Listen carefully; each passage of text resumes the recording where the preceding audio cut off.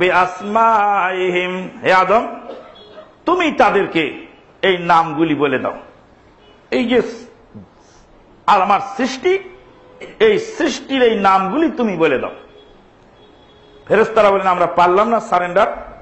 আল্লাহ বলেন আদম তুমি বলে দাও। আদম আলাইহিস সালাম তখন বলে দিলেন সব বস্তুর নাম। ক্বালা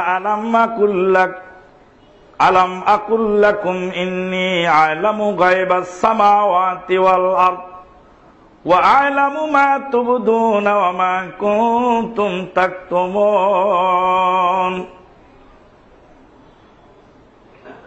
আমি কি বলেছিলাম না যে আসমান জমিনের সব গোপনের ভেদ খবর আমি রাখি, তোমরা জানো না? তোমরা যা প্রকাশ করো তাও বুঝি, আর যা গোপন রাখো তাও আমি বুঝি। ওয়াইয কুলনা লিল মালাইকাতি ইসজুদু লিআদামা ফাসাজাদু ইল্লা ইবলিস। এখন বললেন তাহলে আদম আলাইহিস সালাম যখন বলতে পারলো আর তোমরা যখন বলতে পারলে না, তাহলে উনি উস্তাদ আর তোমরা শাগিরদ। এবার সারেন্ডার করো উস্তাদের কাছে, উস্তাদের কাছে মাথা নত করো। এটা হলো তাজিমি সেজদা। এটা আদম আলাইহিস সালামের জন্য ফেরেশতাদের পক্ষ থেকে বৈধ, যেহেতু আল্লাহর নির্দেশ।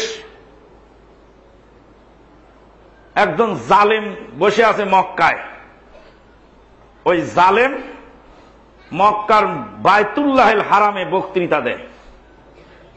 জালেম, ওই জালেম বলছে যে ইবলিস শয়তান ঠিকই করেছে।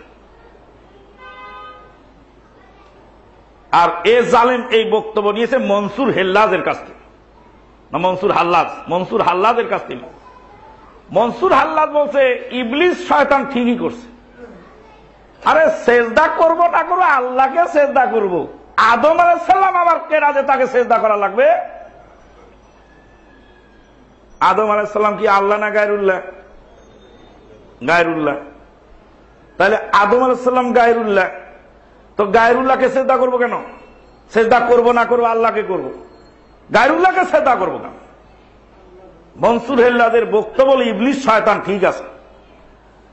আর এই মনসুর হেল্লাদের বক্তব্য যিনি নকল করছেন উনি হলেন মাক্কি হুজুর।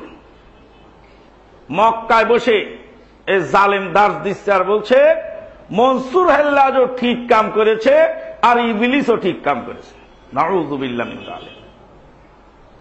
সুফিবাদ হলো একটি ভয়ানক রোগ, মানুষের ঈমান কুরে কুরে খাওয়ার জন্য। সুফিবাদী দর্শন মানুষকে গারদ করে ছেড়েছে। উস্তাদের সামনে চেয়ারে বসা বেয়াদবি, উস্তাদ হুকুম করলে না বসা বেয়াদবি। উস্তাদের জায়নামাজে দাঁড়িয়ে ইমামতি করা বেয়াদবি।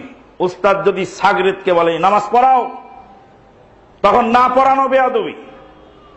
গায়রুল্লাহকে সেজদা করা হারাম, কিন্তু আল্লাহ যখন অর্ডার করলেন তখন ফরজ হয়ে গেল।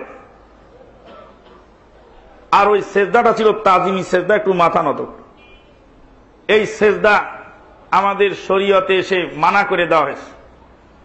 আবু হুরায়রা রাদিয়াল্লাহু তাআলা আনহু বলেন যে আমরা নবী সাল্লাল্লাহু আলাইহি ওয়াসাল্লামকে জিজ্ঞেস করলাম যে বিভিন্ন দেশের রাজাবাদ ছাড়া যখন আসে তখন তার দেশের সভাসদ পরিষদের একটু মাথা নত করে সম্মান জানায়, কুর্নিশ করে। তা আমরা একটু কুর্নিশ করতে চাই। নবী সাল্লাল্লাহু আলাইহি সাল্লাম বললেন কুর্নিশ করা চলবে না। যদি কুর্নিশ করার অর্ডার দিতাম তাহলে মহিলাদেরকে দিতাম তার স্বামীকে কুর্নিশ করতে। তবে ওই সনাতনপন্থীরা, আপনারা জানেন কিনা, সকালে ঘুম থেকে উঠে ওই মহিলারা ওই স্বামীকে কুর্নিশ করে তারপরে কাজে বের হয়, কারণ স্বামী হলো তাদের দেবতা। স্বামী যে দেবতা, বাচ্চা হয় কিভাবে? হ্যাঁ, দেবতা তো বুঝলাম, তো বাচ্চা হলো কিভাবে? নাউযুবিল্লাহ মিন যালিক।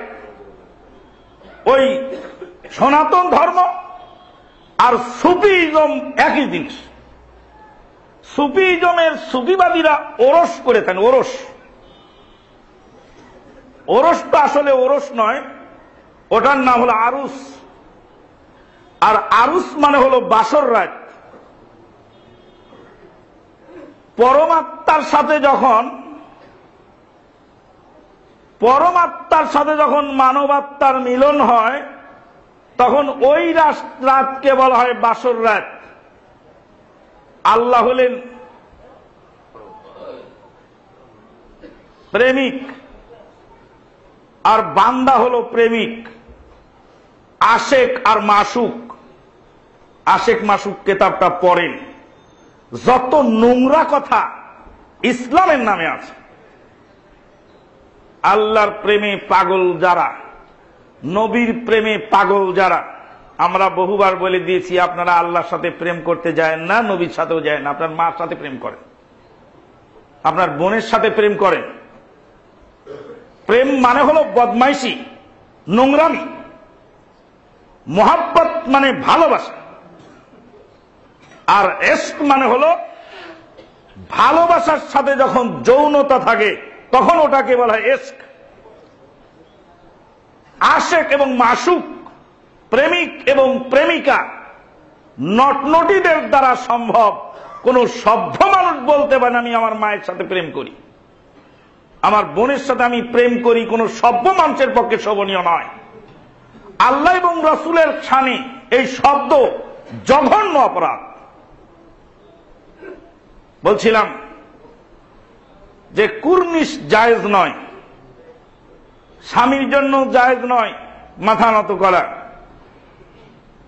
আল্লাহ পাক বললেন মাথা নত করো, ওস্তাদকে সালাম জানাও, সারেন্ডার করো, কারণ উনি বলে দিলেন তোমরা পারলে না।